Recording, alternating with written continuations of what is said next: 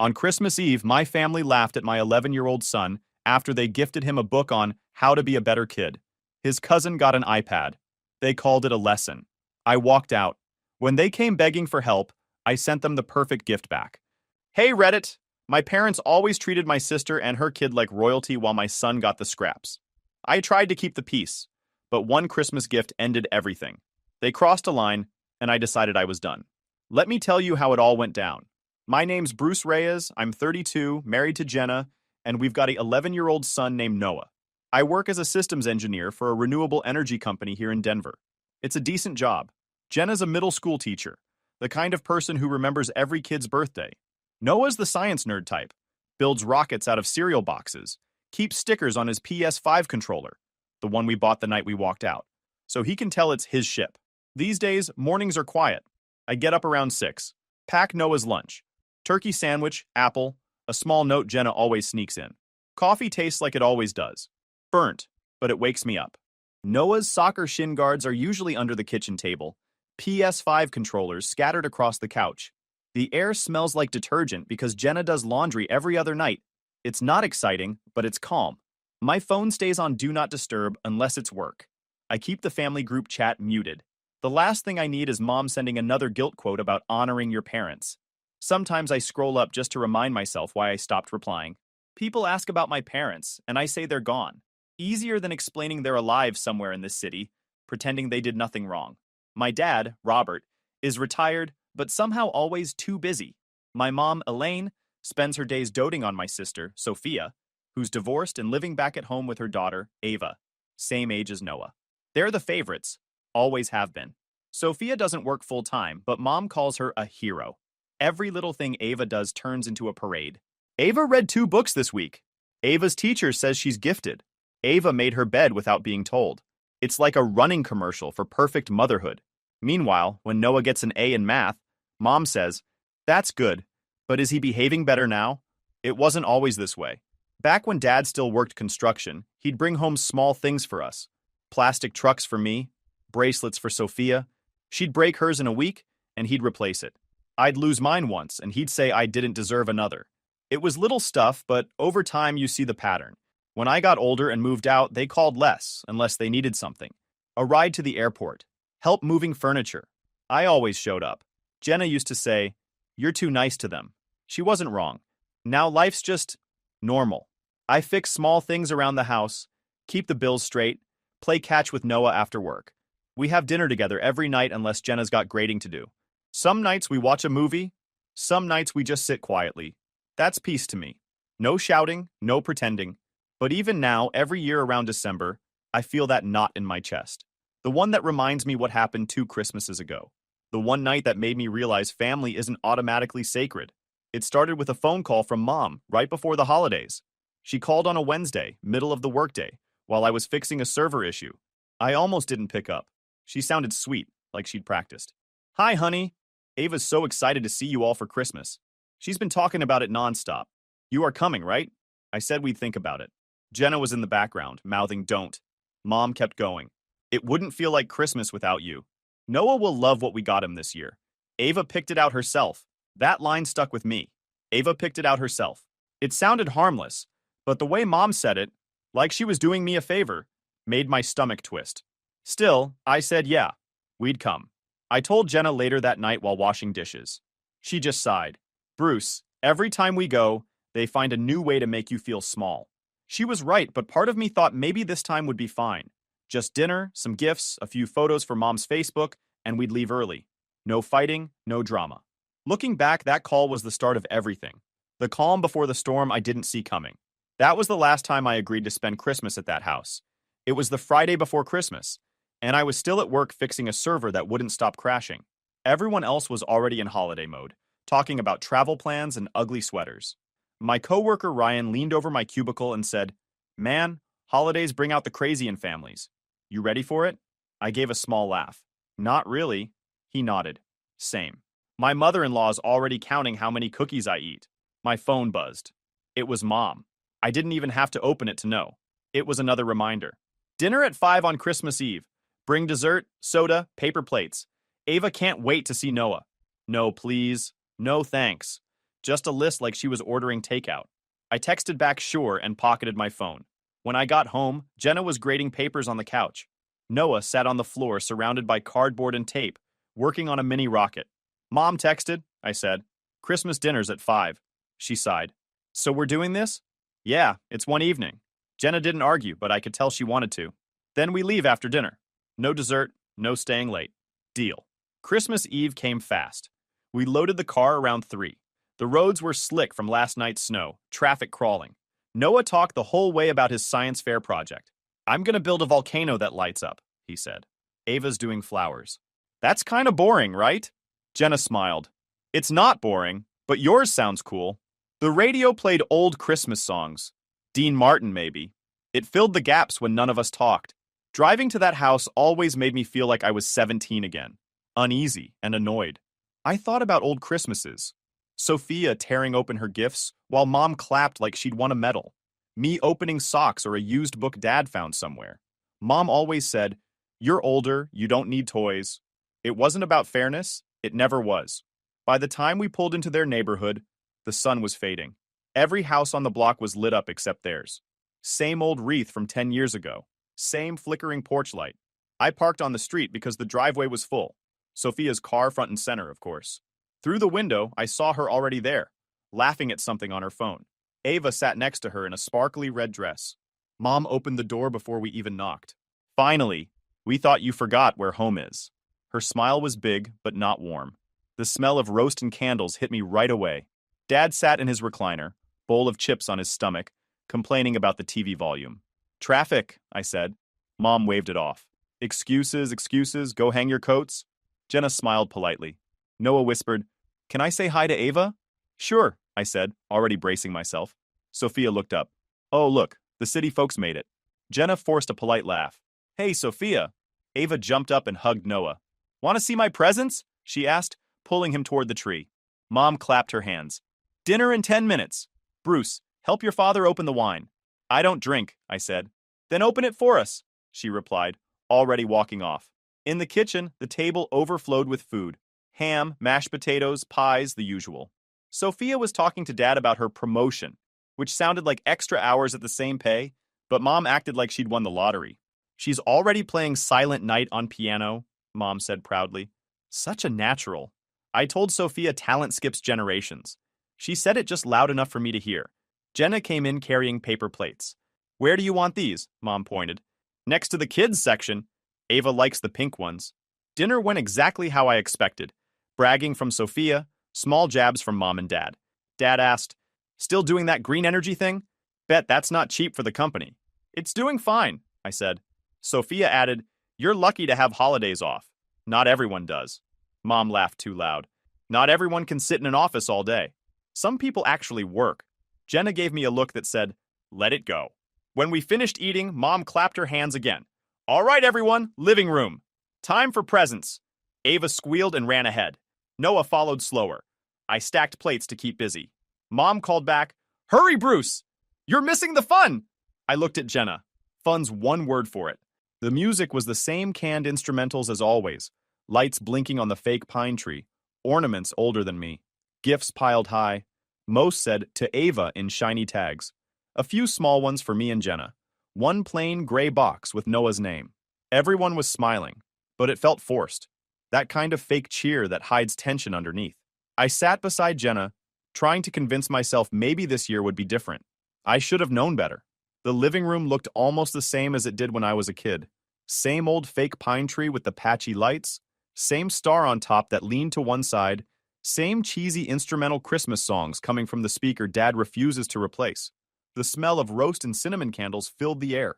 For a second, it almost felt normal. Ava was sitting cross-legged right in front of the tree, shaking a box like she couldn't wait another second. Sophia was recording her on her phone, narrating every second like it was breaking news. Okay, go ahead, sweetie. That one's from Grandpa and Grandma. Ava tore into it, bright paper flying everywhere, and pulled out a brand new iPad with a glittery pink case. Oh my gosh, she screamed, jumping up to hug Mom and Dad. Mom laughed like it was the greatest moment of her life. There's more, Mom said proudly, passing her another one. Next came shoes, a giant dollhouse, and an art kit. Each time, Sophia gasped like it was a surprise. Dad clapped. Mom said, "See? That's what happens when you're a good girl." I tried not to roll my eyes. Noah sat next to me, legs crossed, holding his little gift bag. He wasn't jealous, just quiet, waiting his turn. He'd helped me pick out a puzzle set for Ava earlier in the week. He was proud of it. Finally, Mom turned around, scanning the floor. "Ah, here it is," she said, pulling out a small, plain box from under the tree. The wrapping paper was dull gray. No bow, no ribbon. She handed it to Noah. "This one's from all of us." Noah smiled and took it carefully. "Thanks, Grandma." He started peeling the tape slowly, careful not to tear the paper. I remember thinking how polite he was, even now. I pulled out my phone, ready to get a picture. He opened the box, then stopped. His smile froze. Inside was a thin paperback book. The cover read, "Building Your Personality, How Good Kids Grow." On top was a folded piece of paper. Noah opened it, read the words quietly, then louder so everyone could hear. "Good behavior gets real rewards. Maybe next year, Noah." The whole room went silent. Noah's hands trembled as he held the paper. He looked confused more than sad at first, like he didn't get it. Ava giggled a little and said, "That's funny." Sophia smirked. "Oh, come on, it's a joke. Don't take it so serious." I felt my stomach drop. Jenna's hand gripped my armrest so hard her knuckles went white. I looked at my parents. Dad was sitting back, not even blinking, munching on a handful of nuts. Mom just shrugged like nothing was wrong. Dad finally spoke. "He's been getting a little disrespectful lately. Thought he could use a lesson." I blinked at him. "A lesson?" Mom jumped in. "Not every child needs to be spoiled, Bruce. You're raising him soft. Sometimes it's good to show them the real world." "The real world?" I repeated quietly. Noah was still staring down at that book, his eyes glassy, lower lip shaking. He looked like he was trying not to cry in front of everyone. I leaned forward. "You gave a 9-year-old a self-help book and a note saying he didn't earn a real reward?" Sophia rolled her eyes. "You're overreacting. He'll laugh about it later." Ava thought it was funny. "Yeah," Ava said, smiling nervously. "It's just a joke." Jenna turned toward Mom. Her voice was low but shaking. "How could you think this is okay?" Mom sighed. "Oh, here we go. You people are too sensitive. In this family, we teach respect." "Respect?" I said. "You humiliated a kid in front of everyone." Dad set his bowl down. "Watch your tone." Something in me snapped. Not loud, not explosive, just clean. I stood up. "You know what? We're done here." Mom frowned. "Done with what?" "We haven't even had dessert."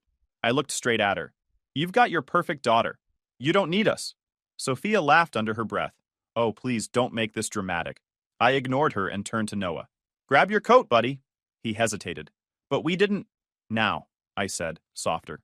Jenna was already on her feet. She helped him with his jacket while I slipped mine on. No one moved. The only sound was the clock ticking and the faint hum of the heater. Mom finally said, "You're really leaving over a joke?" I looked at her one last time. "You think that was a joke? Then you're worse off than I thought." Noah stood close to me, clutching the gray box like it might explain everything. I wanted to take it from him, but I didn't want to make a scene. Not in front of them. I opened the front door. The cold air hit my face hard, sharper than I expected. Behind me, Mom's voice cracked. "You'll regret walking out like this."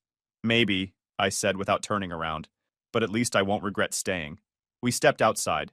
The night was quiet except for the crunch of snow under our shoes. Noah looked up at me, eyes red. I put a hand on his shoulder. Inside, through the window, I could still see Ava opening another gift, everyone pretending nothing happened. I shut the door, and that sound, the heavy click of it closing, felt final. That was the last Christmas I ever spent in that house. We drove for a while without saying anything. The snow was still falling, thick and quiet, like the whole world had turned down its volume. Noah sat in the back seat with his seatbelt crossed wrong, holding that stupid gray box on his lap. The headlights caught bits of snowflakes as they slid past the windshield. Jenna looked out her window, her reflection faint in the glass. She hadn't said a word since we left. I didn't blame her. I didn't trust myself to talk either. The heater hummed. The car smelled faintly like the roast from dinner that had somehow stuck to my jacket. About 10 minutes in, I heard a small voice. "Dad?" "Yeah. Buddy? Did I do something wrong?" That hit harder than anything my parents ever said. I looked at him through the rearview mirror. His eyes were red, but he wasn't crying anymore. He just looked lost. "No," I said, trying to keep my voice steady. "You didn't do anything wrong. You just learned what bad people call love." He nodded like he understood, but I knew he didn't. Not yet. Kids don't get how some people can smile and still cut you down in the same breath. Jenna finally spoke. Let's stop somewhere. None of us ate dessert. There was a 24-hour diner off the highway, one of those old metal ones with flickering neon signs. I pulled in. The parking lot was mostly empty except for a semi-truck and a couple of cars covered in snow. Inside, the place was warm, but smelled like burnt coffee and fries. The waitress looked half asleep. We took a booth by the window. Noah slid in beside Jenna, still holding that book like it meant something. We ordered burgers, fries, and chocolate milk for Noah. Nobody said much until the food came. He poked at his fries for a bit, then asked, "Grandma and Grandpa don't like me, do they?" Jenna's voice cracked just a little. "They don't understand what being nice means, that's all." I said, "You don't ever have to earn love. Not from people who really care about you." He nodded slowly, chewing without looking up. I could tell he was trying to move on, but I also knew that moment would stick with him for a long time. It's the kind of thing that buries itself somewhere deep, waiting to show up later when you least expect it. When we finished, I went up to pay. The cashier gave me a tired smile. "Quiet night, huh?" "Yeah," I said, sliding my card through. "One of those nights you don't forget." Back at the table, Jenna was scrolling her phone, checking store hours.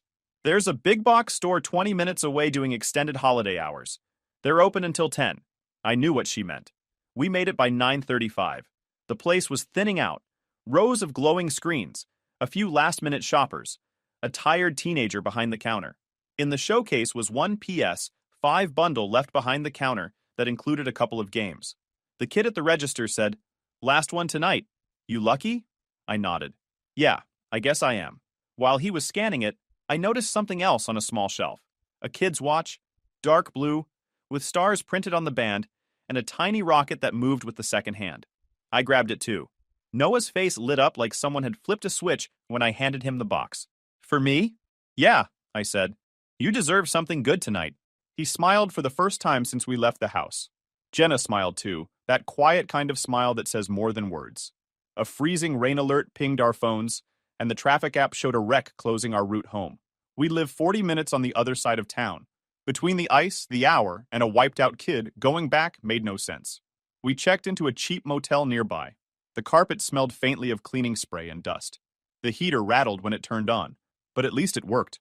Noah sat on the bed unpacking his console, whispering to himself about which games he wanted to play first. Jenna was brushing her teeth in the small bathroom. I sat by the window, looking out at the parking lot, lights reflecting off the snow. Jenna came out, towel over her shoulder. "You did the right thing, you know." I didn't answer right away. She walked over, sat next to me, and said it again, quieter. "You did the right thing." Noah fell asleep with the PS5 controller still in his hand, the blue light glowing faintly on his fingers. The watch was already on his wrist, ticking softly. I turned off the lamp and lay back. The heater buzzed. Snow tapped lightly against the window. I wasn't angry anymore, just tired. Tired of pretending people like that could change. Tired of letting them use the word family like a weapon. I looked over at my son sleeping, his mouth slightly open, peaceful. I thought, that's it. No more giving anyone power to hurt this kid just because they share my last name. A few weeks went by, and life started to feel normal again. Noah was back to his usual self, talking about planets, school projects, and his next soccer game. He'd set up the PS5 in the living room, and every night after homework, we'd play a few rounds together. The house felt lighter, quieter. Then one morning, my phone rang while I was making coffee. The screen said, "Mom." I stared at it for a second before answering. "Hello." Her voice came fast, sharp like always. "Bruce, your father's sick. He's been coughing for days, and we're behind on rent. Sophia can't handle everything alone. You need to help." I didn't say anything at first. I just listened to the sound of her breathing through the speaker.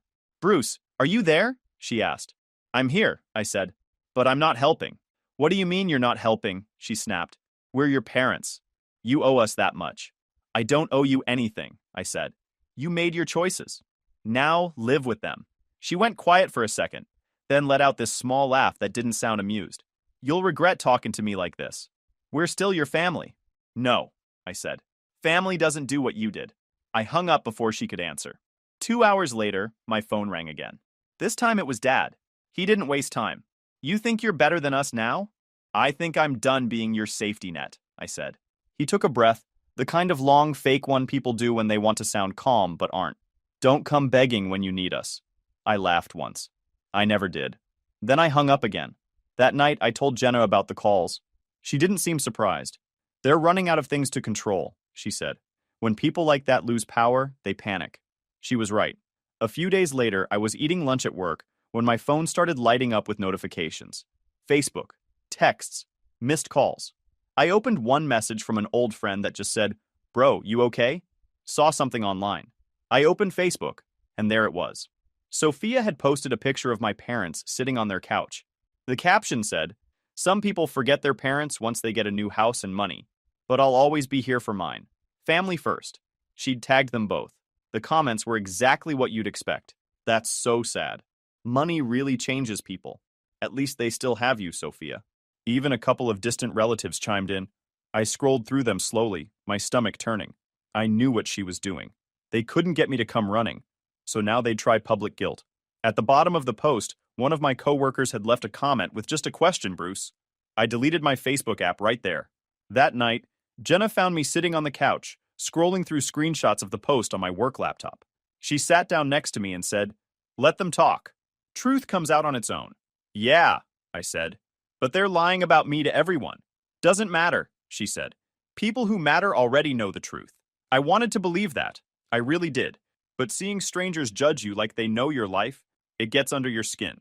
Later that night, after Jenna went to bed, I sat in the dark living room. I opened my phone again and scrolled through old videos. Then I found it, the one from that Christmas night. The short clip I'd recorded right before everything went wrong. Noah sitting cross-legged, smiling, peeling the tape off the gray box. His small voice reading the note out loud. "Good behavior gets real rewards. Maybe next year, Noah." And then the silence that followed. His face. Jenna's hand grabbing my arm. I watched it twice. 3 times. My jaw clenched, but I didn't feel anger anymore. Just something heavier. I thought about how Sophia's post made them look like victims. How everyone was rushing to comfort them. How the same people would have stayed quiet if they'd seen what really happened. I put the phone down, stared at it for a few seconds, then picked it back up. "All right," I said out loud, my voice low. "Let's tell the truth." Jenna stirred in the bedroom but didn't wake up. I opened the Facebook app on my computer, logged back in, and found Sophia's post again. Thousands of reactions, dozens of comments, all sympathy for her. I clicked add post. No words, no explanations. Just that video, the one that showed everything. Then I hit post and sat back in silence, waiting to see how fast the truth spreads compared to lies. The post went up at 11:47 p.m. No caption, no tag, no explanation. Just the clip. Noah's small voice reading the note. The silence that followed. That 30 seconds said everything I'd been holding in for years. At first, nothing happened. Then the notification started. By the time I brushed my teeth and came back, the video already had hundreds of views. 10 minutes later, thousands. People shared it faster than I could refresh the page. The comments came in like a wave. This made me cry. Who does this to a kid? This family sounds toxic as hell. By morning, it had exploded. People from our hometown were tagging friends, sharing it with captions like, "You never know what goes on behind closed doors." Sophia's post disappeared by sunrise. Mom replaced hers with a quote image about forgiveness. Dad didn't say anything online, but I saw he'd changed his profile picture to a family photo. From before any of this happened. I didn't respond. I took screenshots of everything. Every post. Every comment. Every message where someone sided with her. Then I zipped the folder and sent it to my old friend Daniel, who worked in law. He called me that same afternoon. "Bruce, I just read everything. You've got a solid defamation case here." We met the next day. His office was quiet. Stacks of files everywhere.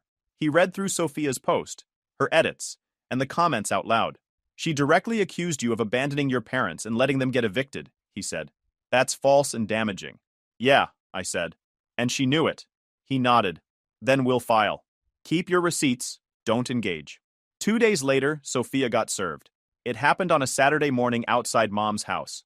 A process server handed her the envelope on the driveway while she was unloading groceries. She froze when she saw what it was. I know because she called me 20 minutes later. "Are you out of your mind?" she shouted the second I answered. "You're suing me? Your own sister?" "You shouldn't have lied about me," I said. "It wasn't a lie, Bruce. It was family business. You didn't have to embarrass everyone on the internet." "Family business? You posted lies on Facebook. You turned my parents' cruelty into a pity story. Oh, so you think you're a saint now? You made Mom cry. Dad hasn't slept in days. They made my kid cry, Sophia. Remember that part? There was silence for a few seconds. Then she said, You could have just called me instead of making a show out of it. I tried talking to all of you for years, I said. Every conversation turned into an attack or a guilt trip. This time, I'm done talking.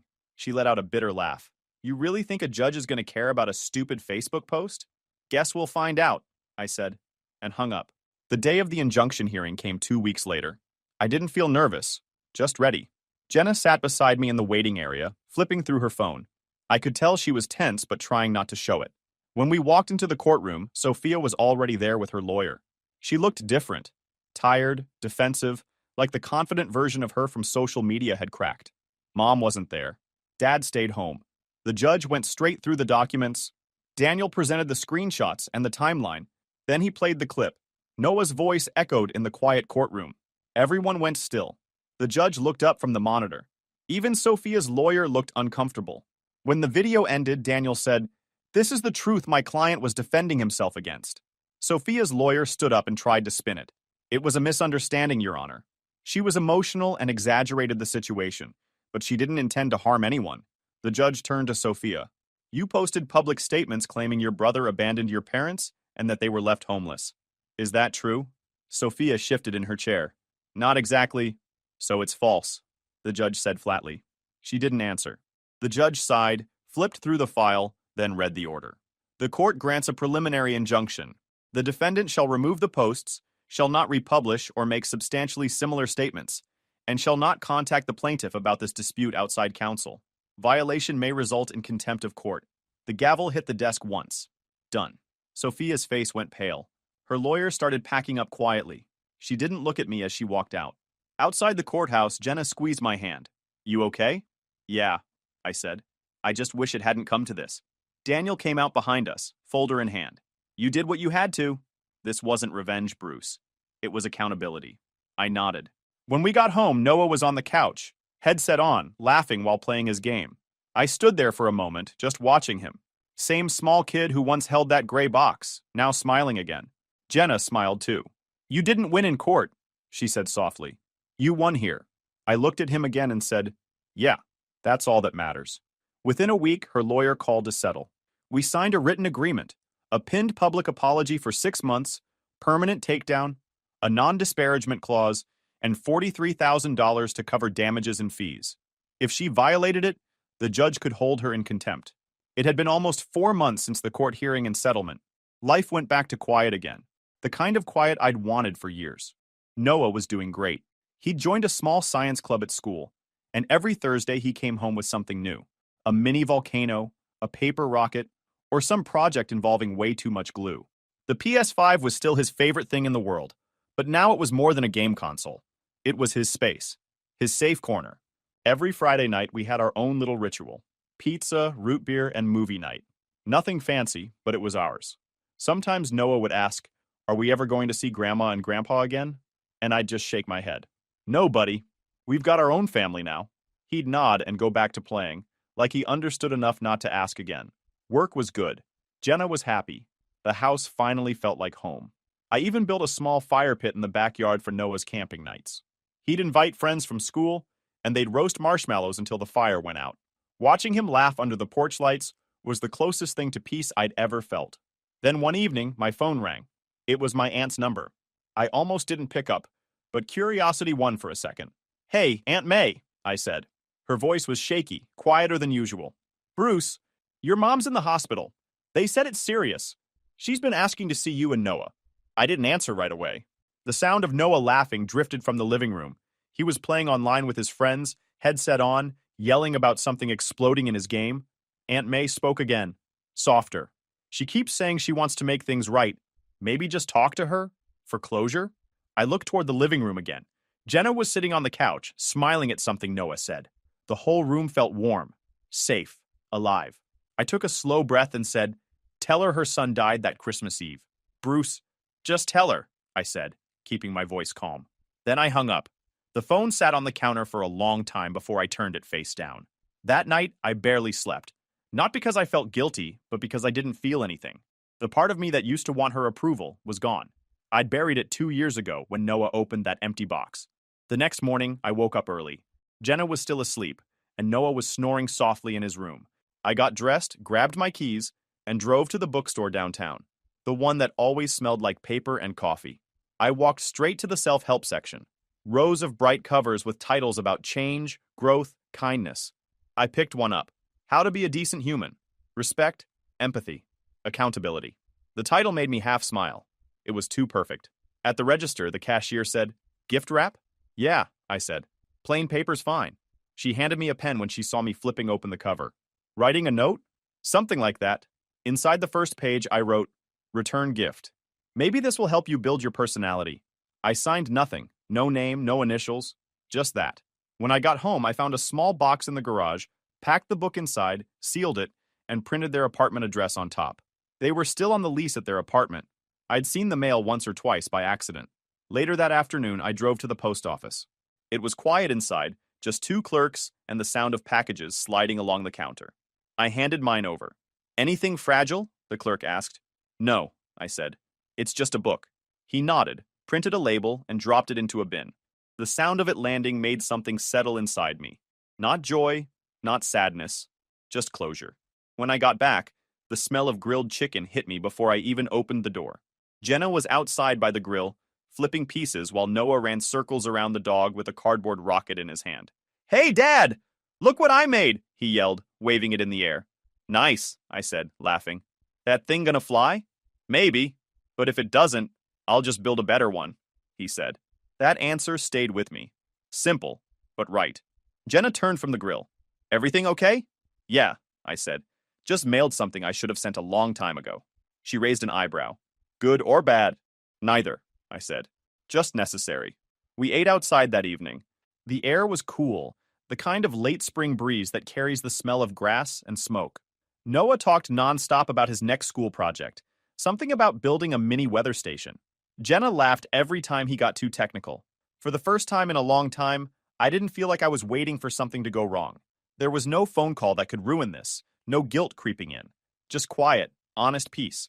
When the sun dipped behind the fence, I leaned back in my chair and looked around. My wife, my kid, the small house we'd built from scratch, the sound of the dog barking at nothing. It was everything I needed. Family, I realized, isn't who shares your name. It's who shows up when you need peace, not power. I watched Noah chase the dog through the yard and felt something loosen inside me, like the last piece of the past finally broke off and drifted away. Jenna reached across the table, squeezed my hand, and said, "You okay?"